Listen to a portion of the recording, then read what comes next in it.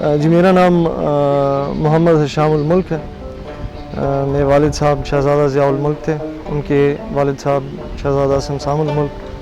اور میرے پردادا جو تھے وہ شہزادہ حسام الملک ان کا نام تھا, اور وہ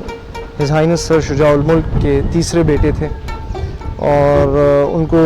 دروش کا گورنر بنا کے یہاں پہ دروش بھیجا گیا تھا, اور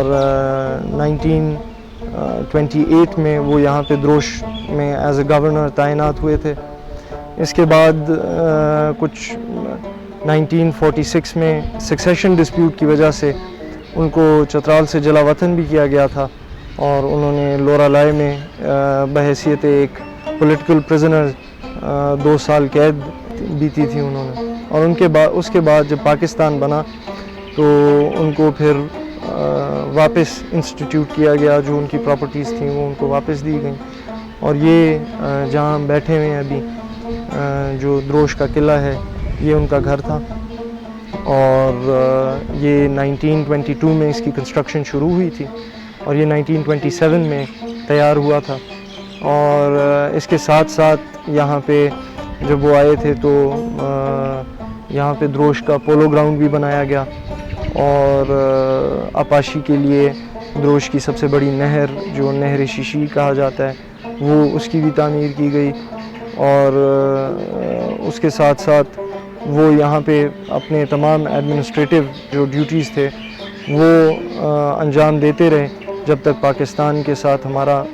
چترال ضم نہیں ہوا, اس وقت تک وہ یہاں کے گورنر رہے. چترال کی ہسٹری کے بارے میں یہ بتانا چاہوں گا کہ بہت رچ ہسٹری ہے چترال کی. یہاں پہ بہت سی پرانی ریلکس جو ہیں وہ دریافت ہوئی ہیں, اور جو کلاش قبیلہ آج بھی یہاں پہ آپ کو نظر آتا ہے, اس کی کہتے ہیں کہ یہ الیگزینڈر دی گریٹ جب یہاں سے گزرتے ہوئے جا رہے تھے تو یہ ان کے جو فوج کے کچھ دستے یہاں پہ اس علاقے میں رہ گئے, یہ ان کی نسل ہے کہتے ہیں. چونکہ اس زمانے کی اوتھینٹک کوئی ڈاکیومنٹیشن ہمارے پاس موجود نہیں ہے, مگر بہت سی کنیکشنز سکندر اعظم کے اپنے ڈائریز اور ان کے جنرلز کے جو ریٹن مینیوسکرپٹس تھے ان سے بتایا جاتا ہے کہ ان کی فوج یہاں سے بھی گزری. اور یہ کلاش قبیلہ جو تھا یہ اس زمانے میں پورے چترال میں پھیلا ہوا تھا, اور یہ چھوٹے چھوٹے چیفڈمز ہوا کرتے تھے ان کے, جن میں یہ رہا کرتے تھے, اور کوئی ایز سچ یونیفائڈ اسٹیٹ نہیں تھی. تو اس طرح 1320s میں جو ہے جن کو رئیس کہا جاتا ہے, جو رئیس دور تھا وہ شروع ہوا. یہاں پہ وہ جو ہیں ان کو تاجک سمجھا جاتا تھا کہ وہ اوپر سے سینٹرل ایشیا سے موو کر کے ادھر آئے, اور رئیس جو لوگ تھے وہ پہلی دفعہ اسلام کا جھنڈا لے کے آئے یہاں پہ, اور انہوں نے یہاں پہ آ کے چترال کو یونیفائی کیا, اور یہ جو کلاش چیفڈمز تھے ان کو اپنے کنٹرول میں لائے. تو اسی طرح انہوں نے لگ بھگ 200 سال یہاں پہ چترال پہ حکومت کی, جس کے بعد جو کٹور ڈائنسٹی جو ہے ان کی حکومت شروع ہوئی یہاں پہ 1571 سے لے کے یہ 1947 تک یہاں پہ چلتی آئی. اور اسی طرح 1969 میں جب پوری طرح اسٹیٹ جو ہے وہ پاکستان کے ساتھ ضم ہوئی تو اس وقت جا کے اسٹیٹ کا ہماری یہ حکومت جو ہے اس کا خاتمہ ہوا. تو اس دورانیے میں بہت سی ڈیولپمنٹ بھی کی گئی یہاں پہ چترال میں. بہت سے جو کٹور ڈائنسٹی ہے جن کو سمجھا جاتا ہے کہ یہ منگول سے ڈسینٹ کرتے ہیں, تیموری کہا جاتا ہے ان کو, تو اور سینٹرل ایشین ڈسینٹ ہے ان کی. تو یہاں پہ پولو کو انٹروڈیوس کروایا, یہاں پہ ٹریڈیشنل آرکیٹیکچر جو ہے اس میں کافی نئی چیزیں انٹروڈیوس ہوئیں. تو اسی کے ساتھ ساتھ یہاں پہ ترقیاتی کاموں میں یہاں پہ ان کے روڈز بنائے گئے, اور اس 1930s میں یہاں پہ تار بچھائی گئی کمیونیکیشن کے لیے, چھوٹے مائکرو ہائیڈل پلانٹس بنائے گئے 1940s میں. تو یہ چترال جو ہے 1885 میں ہمارا برٹش امپائر کے ساتھ ایک سبسیڈیری الائنس ہوا تھا، جس کے تحت فارن پالیسی جو ہے وہ برٹش امپائر ڈکٹیٹ کرتا تھا، اور جو انٹرنل ایڈمنسٹریشن تھی وہ ہم خود اس کو مینیج کرتے تھے۔ تو یہ جو ایک پیریڈ تھا 1885 کے بعد کا، اس میں بہت سی اسی طرح چترال کے عوام کے لیے ترقیاتی منصوبوں کو یہاں پہ لانے کے لیے، لوگوں کو تعلیم فراہم کرنے کے لیے، یہ پاکستان کے سب سے یہ سمجھا جاتا ہے کہ سب سے پروگریسو سٹیٹس میں سے ایک تھا چترال۔ جی دروش جو ہے یہ لوور چترال میں آتا ہے۔ چترال کی جو لوئسٹ باؤنڈری ہے، سب سے پہلی تحصیل، اگر آپ نیچے سے لواری ٹنل کے ذریعے آ رہے ہیں تو پہلی تحصیل جو ہے وہ دروش پڑتی ہے۔ اور دروش جو ہے یہ مہتر امان الملک کے دور میں 1860s میں دروش جو ہے یہ چترال کا باقاعدگی سے یہ حصہ بنا، اور یہاں پہ بہت لیٹ تک جو یہ کلاش لوگ تھے وہ یہاں پہ اپنا اس ایریا میں ان کا انفلوئنس رہا۔ تو اس کے علاوہ جب یہاں پہ چترال میں مہتر چترال کا انفلوئنس بڑھتا ہوا دروش کی طرف آیا، تو یہ ایک ڈیسولیٹ علاقہ تھا جہاں پہ زیادہ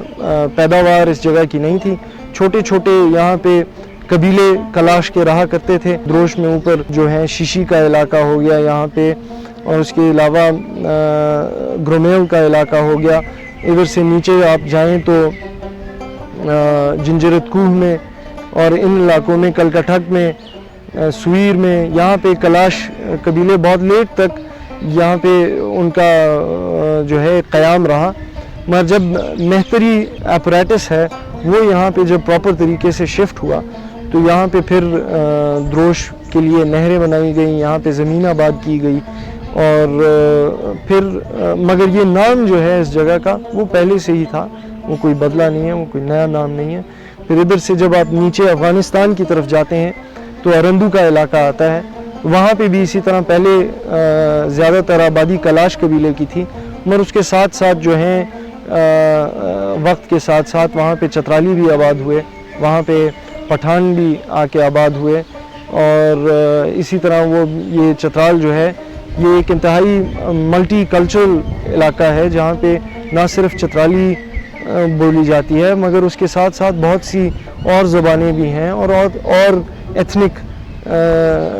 گروپس بھی ہیں جو یہاں پہ چترال کو اپنا گھر جو ہے گھر سمجھتے ہیں۔ دروش جو ہے یہ ایک اس کی اپنی ایک امپورٹنس ہے جی۔ یہ چترال کا جب ہم ساؤتھ ٹو نارتھ موو کرتے ہوئے جاتے ہیں تو یہ سدرن موسٹ تحصیل ہے چترال کی، اور یہ آپ نیچے سے اگر کوئی ٹورسٹ اوپر آ رہا ہو تو یہ پہلا جو ہے مین ٹاؤن آتا ہے چترال میں۔ آپ کہیں پہ بھی جا رہے ہو تو یہاں سے آپ کا گزر ضرور ہوگا۔ دروش جی آپ یہاں سے گزر رہے ہوں گے تو شاید آپ یہ چیزیں نوٹس نہ کریں، مگر دروش جو ہے ادھر بہت بڑے بڑے پیسچرز ہیں اور برانچ ویلیز ہیں یہاں پہ، جہاں پہ آپ اندر جائیں تو سبزہ ہے، وہاں پہ گلیشیئرز ہیں، لیکس ہیں، اور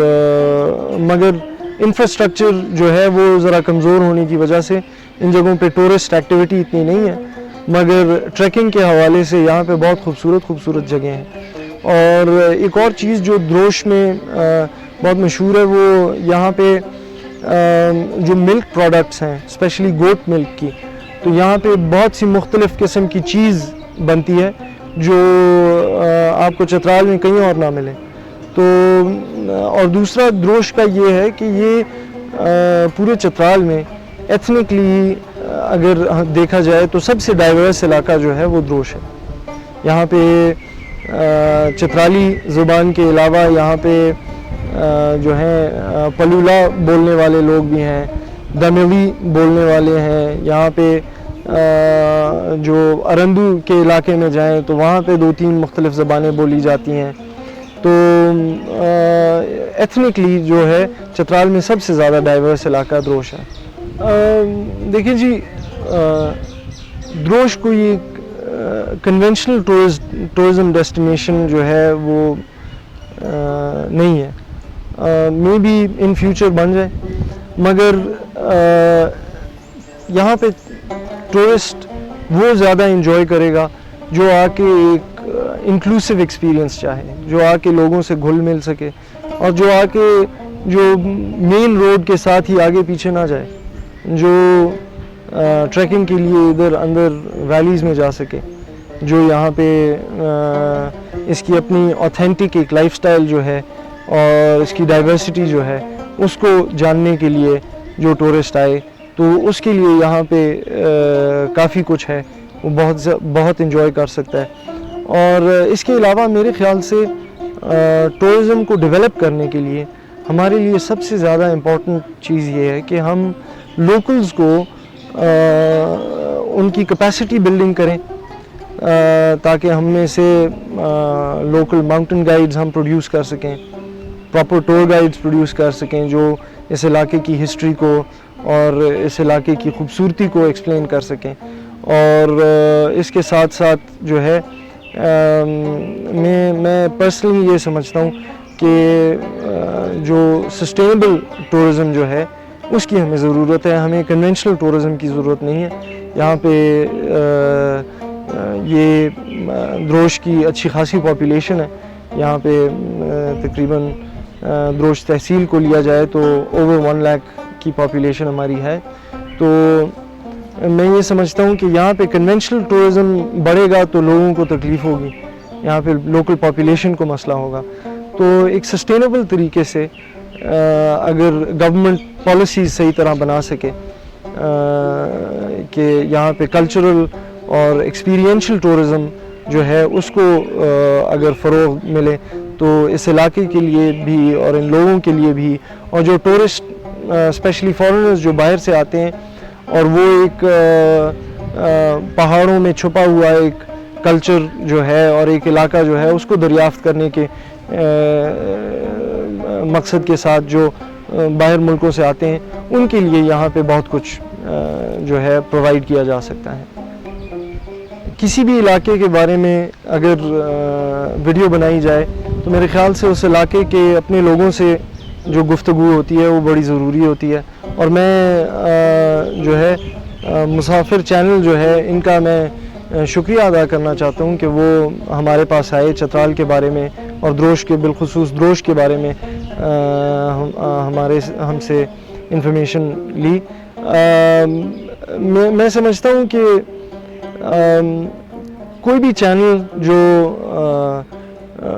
ایک علاقے کو پروموٹ کرے یا کوئی میننگ فل کانٹینٹ بنانا چاہے تو آئی تھنک سب سے زیادہ ان کو لوگوں کی ہسٹری, اس علاقے کی ہسٹری, اس علاقے کا کلچر جو ہے اس کے بارے میں انفارمیشن بنانی چاہیے. And I would encourage other vloggers and filmmakers to do more activities like مسافر is doing. اینڈ اس کے علاوہ میں یہ کہنا چاہوں گا کہ all out support to مسافر, اینڈ زیادہ سے زیادہ لوگ اس کو سبسکرائب کریں. پاکستان میں مختلف جو علاقے ہیں ان کے بارے میں اوتھینٹک انفارمیشن آپ یہاں سے لے سکتے ہیں. چترال آئیں اور پولو کی بات نہ کریں تو یہ بڑی زیادتی ہوگی, کیونکہ چترال کا پولو جو ہے وہ چترال کے ایک قومی کھیل میں سے ایک ہے اور یہاں کی خاص پہچان ہے پولو. اور شہزادہ حسام الملک صاحب نے اس گیم کا آغاز میرے ہاتھ سے کروایا, مسافر کے ہاتھ سے کرایا. یہ مسافر کے لیے بڑے اعزاز کی بات ہے اور اس کے لیے ہم شہزادے کے بہت شکر گزار ہیں کہ انہوں نے مسافر کو اتنی عزت دی. داروش سے اب مسافر آگے چترال کی طرف دوبارہ موو کر رہا ہے. اب تک کا سفر یہاں تک کا تھا, اس سے آگے ہم دوبارہ چترال جا رہے ہیں اور انشاءاللہ پھر چترال میں جا کے آپ سے پھر ملاقات ہوگی.